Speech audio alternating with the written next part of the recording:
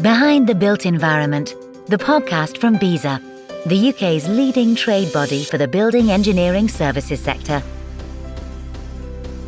Hello, I'm David Frise, Chief Executive of BESA. Welcome to Behind the Built Environment. And our guest today is Stephen Gill. Welcome, Stephen. Morning. Stephen is a leading voice in refrigeration, air conditioning and heat pumps, with a career spanning hands-on engineering, contracting, design, consultancy, policy and international advisory work. He is a past president of the Institute of Refrigeration, founder of World Refrigeration Day, and an active mentor and advocate for skills, inclusion and technical excellence across the sector. In his new role as technical advisor to REFCOM, Stephen brings a rare mix of practical engineering knowledge, governance experience, and global perspective. His focus is on helping the industry move beyond basic compliance towards best practice while preparing contractors and clients for the major technical, regulatory, and competence challenges that lie ahead. He is also Markets Insights Advisor to Hire Europe. Should we start with the first question we always do, and we get onto the quickfire in a minute, but the first question is, did you choose the career or did the career choose you? It's a good question. I think the career chose me. I think it was a case of I'm naturally curious. I like learning, lifetime learning, always learn. There's always something new to learn, and being adaptive and being willing to change. How I got into it, I finished schooling, because that's a very broad answer, but if you want what physically happened, I finished school. I was not good at reading and writing within school, so I finished with, you could say, no qualifications.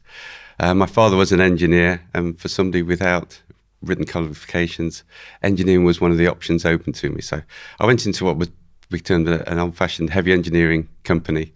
It was like something out of, well, it was in the last century. It was like something that's from the century before. Had a foundry, had big workshops, milling machines, fantastic. But it was at the time of change that was coming to an end. There was something called a TOP scheme, government training scheme at the time, where you could be retrained to turn in your career. So computers were coming in. My mum told me computers are going to be the future. You can't go wrong. So I went along and signed up for a computer course. Went along on the Monday morning to start the course. My name wasn't on the list. They said, you can come back in another 2 months or something. That's when we're running the course again. Is there anything else? Well, funny enough, there's a course on refrigeration this afternoon. Would you be willing to go along to that? I don't know anything about refrigeration. So I went along for the interview, and the rest is history. The person interviewing me told me I'd have a job for life. People always need to eat. People always need to keep cool. And it's ever evolving. So I said, that sounds great. So did it choose me, or was it's by accident? But it suits me very, very well because I like it. Yeah. Serendipity, that's for sure. We'll talk about the dyslexia a bit, hopefully later on in this discussion. But the quickfire bits, which I know you're really looking forward to. No answers. I can give very long yes, no answers. Okay. Yes or no, please. So, does the UK still underestimate how strategically important refrigeration and cooling is? Yes. Is the RACHP sector telling a strong enough story to attract the next generation of engineers? No. Are policymakers treating cooling as a critical national infrastructure project yet? No. Is the industry making enough space for neurodiverse talent and different ways of thinking? I'd like to say yes, but I'm going to have to say no. You said yes or no. I'll say no. Fine, that's the one. Will the refrigeration transition force contractors to become more professional, not just more compliant? No, it should. No, I'll leave that. No, it won't force them. Okay. We discussed in the entry that you've worked across engineering, contracting, policy, standards, international advocacy, pretty much everywhere. When you look at the sector today, what do you think it understands about its own importance? I've always felt it's undersold itself, shall we say, and what does it still underestimate? It totally underestimates. Well, first of all, most of us introduce ourselves by saying, I'm just a refrigeration, I'm just a building, I'm just... That always enters the conversation. We play ourselves down all the time. As a sector, we play down the level of skills that we have, and the systems thinking that goes into that. It's I was at an engineering meeting and I was speaking to somebody who described themselves as a rocket scientist. Wow, And another one was from aeronautics. Okay, you design airplanes. No, I design the latches that go on the back of the chairs. Oh, okay. A lot of what we consider the high level, the big glamorous engineering sectors are often very narrow in the scope of the people, the skills required. Our sector requires a whole range of skills and in depth as well. And I think we really play that down. We underestimate the systems thinking, the design, the hands-on, all the skills that we play it down. We don't appreciate ourselves enough. I mean, it touches so many areas. It's central to things like net zero, health, food security, data, comfort, just resilience, a whole host of areas, but people just kind of neglect it. So what do you think policymakers see beyond the technical niche, and how do we get people to value it more than they do now? It starts with awareness. I can't get back to it. If people have got a blind spot to it, and then policymakers, it's not seen as a vote winner. We are a hidden industry, hidden in plain sight. Most people have a fridge in their house. Now air conditioning space. It's all around us. But I think that the policymakers, there's nobody knocking on their door saying that if this stops, or if this, that these are actually ways to reach your goals and to get votes as well. We really are integral to so many things. Through the pandemic, we saw, our industry kept working. The supermarkets stayed open, deliveries were still happening, but everybody was talking about this, rightly so. We just hidden, I think, and it's difficult to get their awareness or to get their attention if they're unaware. So I think we have to start with awareness. It's one of the fastest growing industries in the world, I think, isn't it? It is. Well, air conditioning, they say, I can't remember the number now, so I'll get this wrong, but it's something like that, there's one installed every 10 seconds or something in the world. It's as many as that. Yeah. Or it might be more than that. It's a phenomenal rate. Yeah. It's everything from, maintaining drugs in Africa, say, so they can be effectively used anywhere, to be honest, or modern communication. Yeah. We wouldn't be able to speak no phones without data centers, which are cooled. You're involved a lot in mentoring and supporting, so emerging voices within the industry. What do you see as the cultural changes that are needed to make the sector more inclusive, I guess confident and open to new talent? It's a good question, but it's challenging because we have to challenge ourselves with that. Even though we say, oh yeah, anybody can come to our meeting. Well, can they? Will they feel welcome? We don't see what the people we're putting off. And I think it really needs a mind sense, not just to be, I'm inclusive, to be consciously inclusive, to really think about who we're excluding by our actions and our positions. I attended a thing in the States a couple of years ago where Gina Davis, the actress, was talking about the need for role models. If people can see themselves in the picture, they can feel that there isn't somebody else has done it. They're far more likely to do that. And so I guess it's setting up more role models for young people to see. There is definitely, the visibility thing and role models is a term that's becoming a little bit abused in that they think to be a role model, you have to be really out there. You have to be glamorous and on the catwalk or whatever it is. No, being a role model can just be quietly leading or making space. It is bringing that visibility and awareness.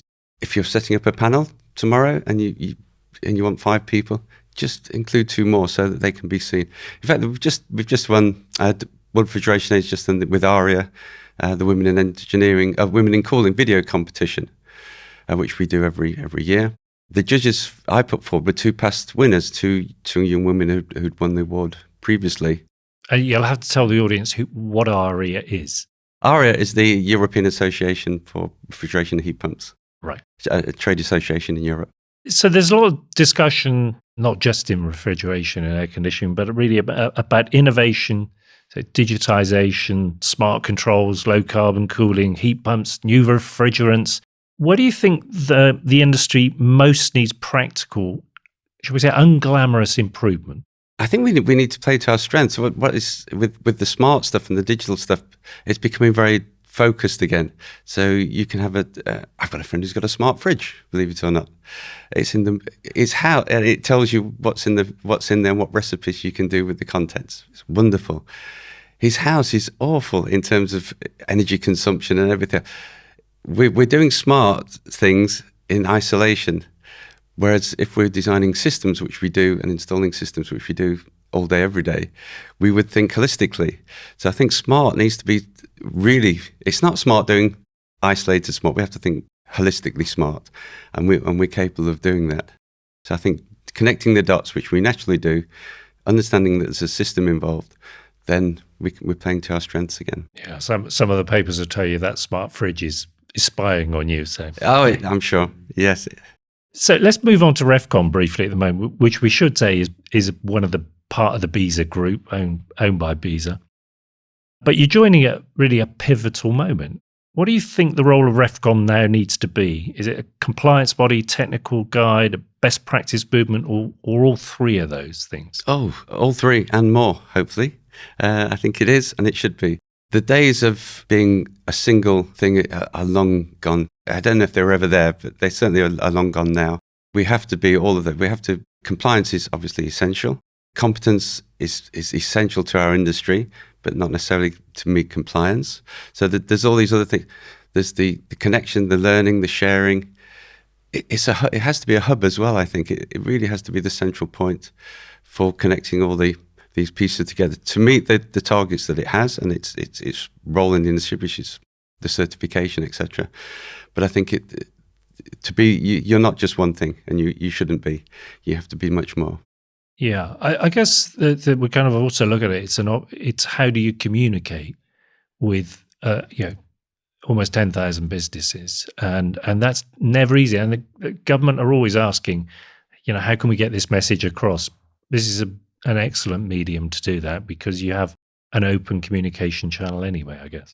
Yes, it's a great network to use it. Yeah, absolutely.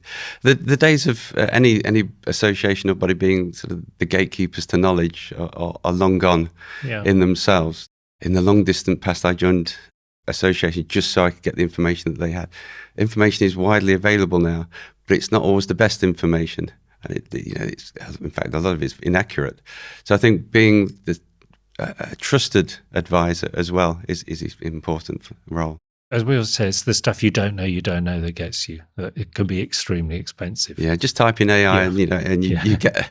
You agrees with me all the time, but it's not necessarily right. No, you might not. And just good enough is, or close is not probably the answer. Dangerous. You want to defend. It's dangerous. So we're heading towards much steeper HFC phase down in the UK, potentially moving from 79% reduction by 2030 target to a much deeper, longer-term reduction by 2048. What are the biggest blind spots the industry needs to face before that becomes a reality? Understanding the numbers are really important. You've mentioned some because it's quite complex. F-gas is not one thing. It's F-gas, as you know, that there's a whole range. Environmental impact differs from one to another. So those numbers are complex in themselves. So it's understanding that. But the blind spots, I guess, that we have to realize is that it's actually coming. And whilst I think you've touched upon it, there are people that do know and are giving good advice. Not everybody belongs to BESA or an association or whatever it is. There's a lot of bad information out there and disinformation even. And I think we have to be aware that is happening. We tend to go to conferences and speak to people who are generally in the know or want to know. But there's a huge area, as I'm sure you're aware, of people who don't know or perhaps don't want to know. And that is a real challenge to our industry as a whole. So within BESA, we divide the industry up into three. So I'm not specifically talking about refrigeration or air conditioning here, but the industry divides basically into three. 1/3 are completely compliant. They get ahead of regulation. They know what's coming down the line and they're always compliant. 1/3 go, I've no idea why I'm being asked this, but I run a compliant company, so I will do it. And 1/3 go, sorry, there's a regulation for this.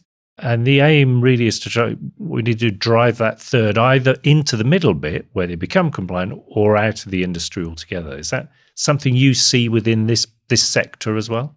Oh, very much so. Yeah, I'm not sure about the percentages, the thirds, but yes, it's a very rough field. But in terms of the terminology, absolutely, yes, it is very much there, and it's been there for a long time. I think it's one of the challenges that we often think we're speaking on behalf of the sector, which we are, we do, but we have to recognise that there's also part of the sector a third or whatever it is that's not actually listening.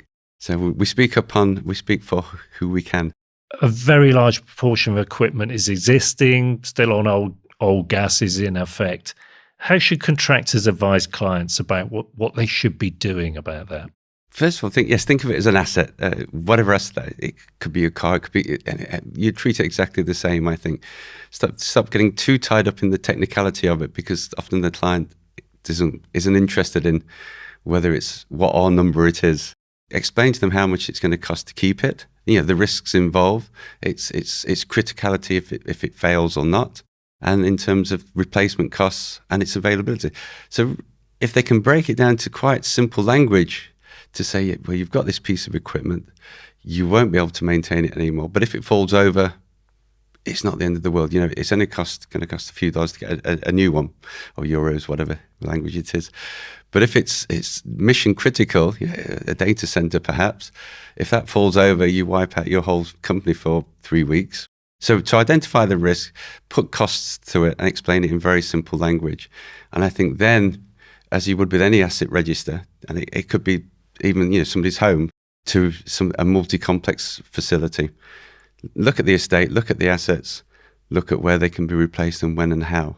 And then I think most people understand. My car it's done 200,000 miles. It costs more to do my MOT than it does to buy a new one. Does it make sense to keep it? No. Just put it in those sort of terms, I think. As BESA also operate SFG20, which we see very much that asset registers are pretty poor by and large. And so frequently clients don't actually know what they've got anyway. They don't. No, they often don't. First of all, they're not necessarily that interested, because their business is doing something else, whatever it is.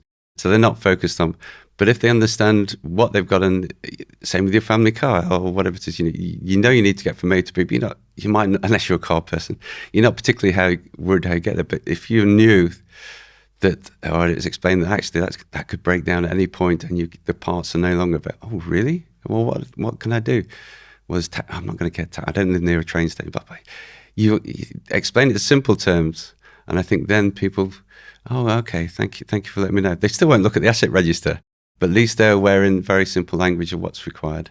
Within the UK, would you some changes to F-gas regulations? What would you like to see in those changes? Oh, that's a big question. Recognising that there's going to be, at least in the short term, a misstep with Europe, I think. I think we all have the same end goals, or both have the same goals as in Europe. But I think in the short to mid-term, there might be not alliance in certain aspects of it. And that could create issues with I won't say environmental dumping, but things being brought onto our market which would not be available or wouldn't be widely used in Europe. And then when we start to bring the 2 points back together, because we've both got the same end goal, that could create a problem in the future. So in praise, the answer to that question, not too far divergent from the EU, is that? Yes, I'd like to see that, I think, yeah.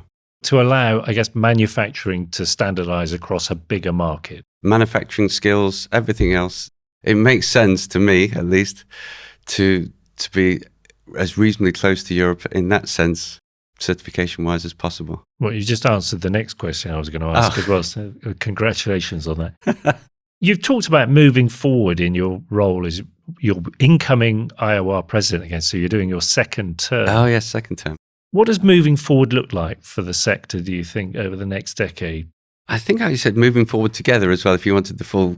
It was a particular message to the IOR at the time, to the membership, but it applies to a lot of, all the associations and professional bodies, I can think so, probably to BESA as well. We have to move with the time, and I said this earlier, the days of us being purely a gatekeeper to knowledge have long since gone. I did join the IOR a long time ago so that I could get their technical papers. These are now readily available everywhere. It's all changed. Still need good advice, but we have to think as an association, we have to move forward and think about what else can we do, rather than just you can get information from us. So there's all the things we've spoken about, best practice compliance, simple networking, exchange of information. We've just, as you're aware, launched the Skills Alliance. We're looking at training and bringing people together. So it is moving forward. It's making the industry, or helping the industry prepare for the future, for now and the future. We can't stand still. Anything that stands still is going backwards, as you're aware. And it's being aware that we not only need to adapt and change and develop what we're offering, but also it has to align with what people want and need.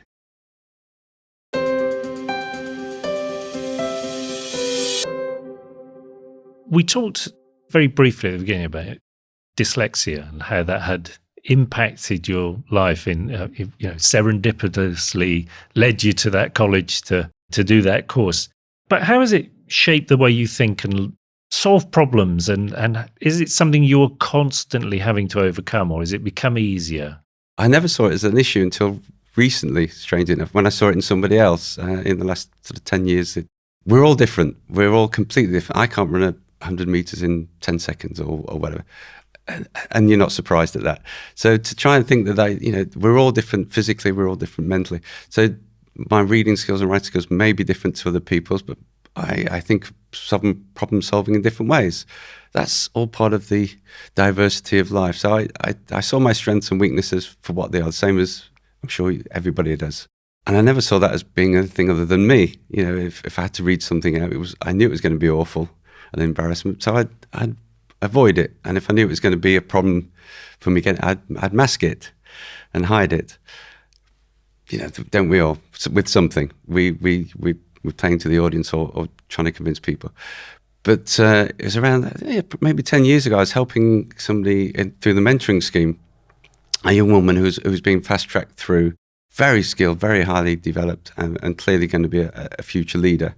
And she got into the middle management thing. She'd been promoted up, and I was helping with her mentoring, and she suddenly sort of fell apart and was not performing. And I didn't know. They said, "Can you come in and help?" She confessed to me that she was dyslexic, and her new role involved all the things, the report writing, all the stuff that goes with sort of middle management. And she was failing badly at this. So I very calmly said, don't worry. I'm glad you've told me. It's a big company you work for. The best thing is disclosure. Go and see your HR person, explain. They will put reasonable adjustments in place. And, it's something we can work together to. I'm sure they'll work with you too, because you're being fast-tracked. We all recognise your talent. Everybody's supporting you. To cut a long story short, she went to HR. They said, well, you're not suitable for the job. We suggest you either go back or you leave. Wow. I thought, what? Luckily, I knew that the owner or the MD of the company, I phoned him up and said, what the hell is going on here? But it really opened my eyes to, it's not as simple as disclosure. It's not that simple. No. It really, and the reactions are not always the same. People are busy in their jobs. Managers, we're all very busy. What we don't want is somebody coming with their issues, which is another issue that we've got to face, which we don't know how to handle. So we don't know how to, if somebody comes, well, I'm not saying you, but if somebody comes to a manager and says, I'm dyslexic, I need this, they think, oh, what do I do? They don't know what to do. It's not part of their training necessarily how to handle it. So creating awareness for signposting. So don't worry, you don't have to be an expert, but reach out to these people, so it's being signposting and raising awareness and pointing people in the right direction. So when that thing comes, that disclosure, difficult conversation comes, they don't go, oh, they've got to go. We can't cope with this.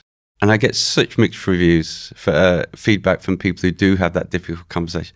Some of the companies, why are you telling us? We've always known you are. The other extreme is, well, you're not suitable. You better go. And we still get that. And that still happens. That still happens.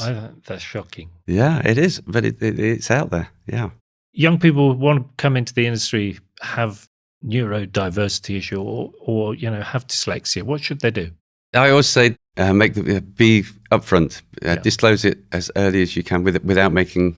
It's not the headline. It's just part of who you are. You don't put on your CV, I'm dyslexic in bold at the top. It's just part of who you are. There's more support now there's obviously a lot more support campaigns in schools. That is being seen patchy but better within higher education. it's often the case. What happens in the higher education and workplace is quite different, and that's not just for neurodiversity. It's for all manner of things. The workplace is very different to the education world. But what I'm seeing is that there's a big wake-up call for the person who's been supported through higher education, and the reasonable adjustments are put in place. Suddenly they go to their new company, they get a job, they're performing, but they have to have that conversation, and it's just not there because it's not the focus of the company. And as an employer, somebody comes who is neurodivergent, what should they do?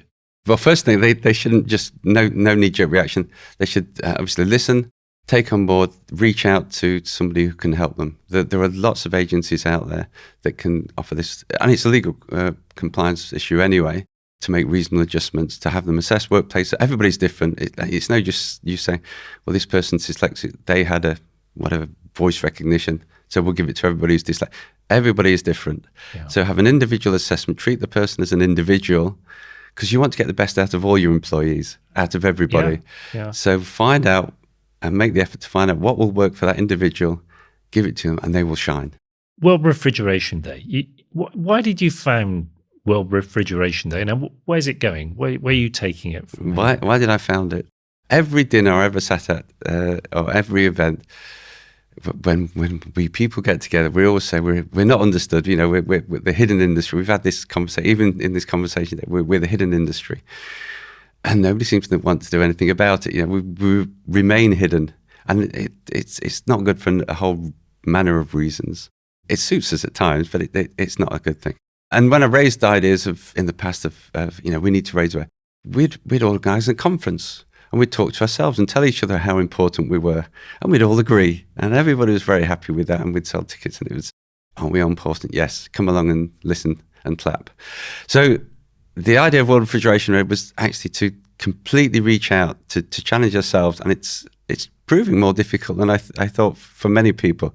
Because our companies, our associations, our marketing teams are geared to customers. They're geared internally to the industry. We're not generally geared to speaking outside to our next door neighbour, to our MP, or even the woman walking in the street with a dog. We just don't do that. So to try and get onto the local radio or wherever has been a challenge to the industry, because I really think it's doable. We need to do it, but we have to make an effort to do it. So I started it as it's a standalone thing. World Refrigeration Day is not tied to any association, to any technology, to it. But it belongs to all of us. We can all go off and celebrate it and treat it in our own way. It's so that we try and challenge ourselves to speak to the outside world in whatever message that means to whatever audience. What is actually happening? 7 years on, it's sort of evolved. There are those who've understood it and do get into the newspapers, do contact their MPs, do whatever the equivalent is around the world. And there are still those that are having their traditional trade show on the day because it's a celebration. So we'll get all our friends together and celebrate it. Preaching to the converted at that point, and let them celebrate it because it's worthy celebration. It's not the intention. So it's for the wider public, I guess, rather than the industry itself. It's for the wider public. I don't know, do my children know, do my mother know, are they interested? No. So how do we get that? We have to change our message to what we're saying to people. We can't go and say, here's a picture of a plant room, isn't it exciting? Yes. We can internally, because that's what we do. Yeah. That's an old whatever machine. Oh, wow, I bet you had trouble with that valve. No, we have to completely change our messaging. We have this perception of, what a doctor does, I don't want to know where the doctors put their hands that day or whatever, or they've sat in a surgery with people coughing over them for every morning for the last 10 years. We have this perception that they change lives and help people, etc. With refrigeration, as soon as we start to promote what we do, it's back to hard hats, nuts and bolts. We have to change the messaging about what we do and our role in society. So the outcomes of refrigeration and air conditioning rather than the actual nuts and bolts of it. Absolutely. When I lived in Singapore for a while, and I had to do a presentation to a university there, and it was like a trade day or an industry day. So different professions went in. There was a barrister before me and a doctor and a lawyer and all these sort of things, and they all started with what they did. And when you're only allowed 3 slides, and everybody's very interested in these high-profile jobs because aren't they glamorous? So I had 3 slides. So my first slide, I put in all the places in the world that I'd visited and said, what do you think I do? Airline pilot? No. Next slide was the people I'd helped, generally, feeding people, people in hospitals. Saint? No. Nobody could get. And the third slide, I put my genuine actual wage packet, my pay slip, without edits on the slide. Wow, I was earning more than the other professions, as it turned out. That different messaging was exactly what we do. We travel, we fix things, we help people, and very often we get well paid for it. We don't put that message out. We put out, we spend hours on site, and isn't this dirty compressor really exciting? Both things can be true. Both things can be true. So, final question, which is, you're king of the industry for the day. What one thing would you change to make it better? Only one thing, a sense of belief in ourselves. We've really got to believe and understand who we are and what we do. There is still this, we play ourselves down all the time. We don't really own and are proud of what we are in a way, but as soon as we get into that meeting, we're the ones who sort of, well, I'm just. And I think it would be that. Ban the word just then. Ban the word just. I don't mean go out and blow our own trumpet too much, but just own what we actually, our place in society. Stephen Gill, thank you very much indeed. Thank you. That was Behind the Built Environment podcast. Join us next time for industry discussion and perspective. Don't forget to subscribe to the podcast, like it, review it. And until next time, I'm David Frise, and this was Behind the Built Environment. Thanks for listening to Behind the Built Environment podcast from BESA. If you like what you heard today, then please follow and rate us on your favourite podcast app. Come and join us over on LinkedIn, BESA Group, and carry on the conversation. And if you want to find out more about joining the BESA community, then please visit thebesa.com to start your journey with us today.